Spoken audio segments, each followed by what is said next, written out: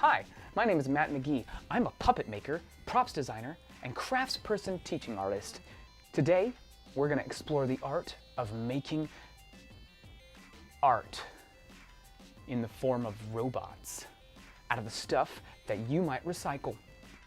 This video is part of the Kennedy Center Education's online collection, Teaching Artists Present, where teaching artists from all over the country lead arts activities that you can do from the comfort of your home.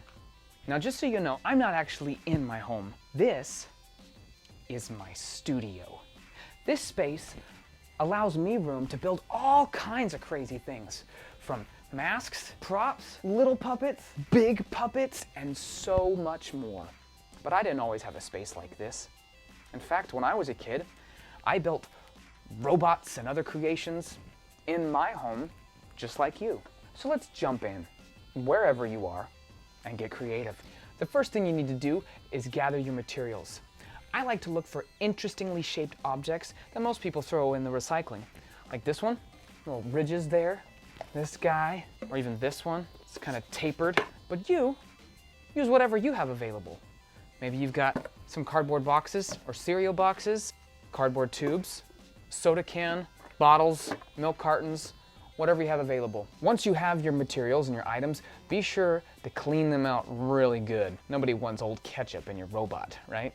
Once you've gathered your containers and have cleaned them out and even taken the labels off of them, some of them will peel right off. Others you might need to scrape away if you want the labels to come off, but once they're all cleaned up and ready to go, there's just a few more things that you might need before we get started. You'll need some glue, maybe some hot glue, but be careful, you might want some adult assistance with that. If you'd rather not use glue, you could use strong masking tape or duct tape. Now you also might want some scissors or box cutters to cut your objects, but be careful with those too. Paintbrushes could come in handy, as well as paints for details, permanent markers, and I like to have a little foil on hand. Now this is the part I like the best. Once I have a couple of fun objects that I like, I start playing with putting them together and seeing what kind of ideas come to mind. Now this would be the most obvious solution. There's a robot, you're done. But I would encourage you to go further and explore how else these objects can go together. As you play, you might discover new things. Don't be afraid to be different, to think outside the box. As you're exploring and discovering and putting things together, you might find that two random containers fit together perfectly, giving you a brand new shape that might give you guidance on what your robot should look like. And we're not looking to have everything figured out right now, we just want a ballpark idea that you're happy with so that you can feel good about moving forward. Once you feel like you do have that idea, now it's time to take those parts and get ready to put them together.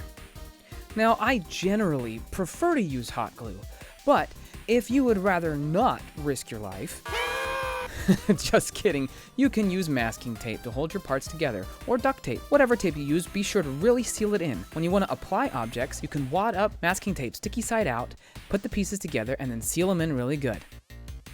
Once you have the basis of your body assembled, now you can figure out the rest of it. What kind of legs does it have? Or does it have legs? Maybe it has wheels.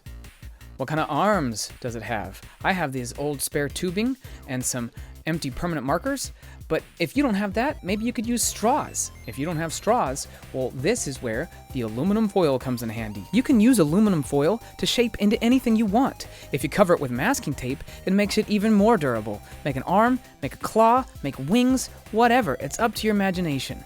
And that's the beauty of this process, is that there are no rules. You make the rules. So be bold, be creative, be different.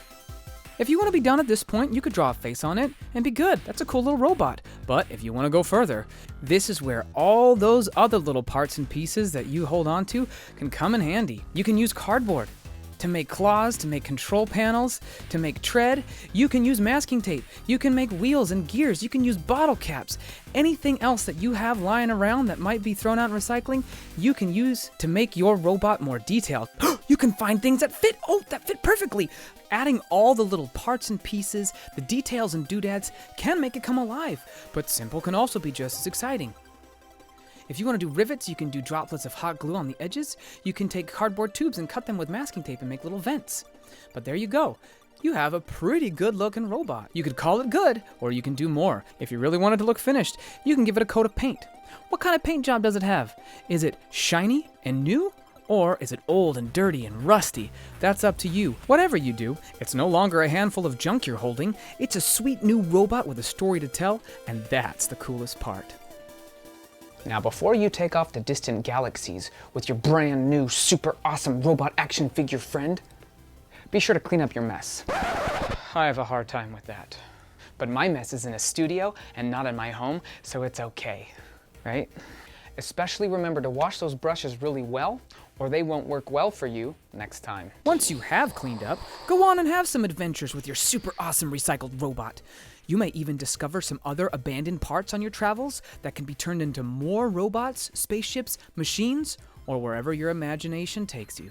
Now, if you've been looking at your objects during this video and just feel stuck, or if you feel like you're not creative enough to make something cool, just remember what I said at the very beginning. I started out making things in my kitchen out of trash as a kid too. They weren't always great creations either, and that's okay. You don't become an expert athlete with the first throw of a ball. Creativity is a muscle that can be strengthened the more you try to use it. So keep looking. Keep thinking and seeing the world differently. You might be surprised at what you find. Speaking of finding, here's some other examples of things I've now made as a grown-up. See if you can spot any familiar objects. See any familiar techniques? There's a vent out of a cardboard tube. The rivets, it's all cardboard and cans. Not only is this an incredibly satisfying and fun way to make things, I mean, you'll never look at spaghetti servers the same way again, but it also proves that you don't need expensive, fancy materials to create something awesome. This ray gun is mainly a juice bottle with paint and some other parts and pieces glued onto it, but none would be the wiser. And, fun fact, this technique is also how some of the most iconic movie props are made. No, seriously, Star Wars is basically 75% found objects. So who you gonna call? Your recycle bin. See? This is what can be done with a little creativity and a lot of play and practice. I hope you enjoyed this video and that you'll explore other videos in the Kennedy Center's Teaching Artists Present collection. Thanks for watching.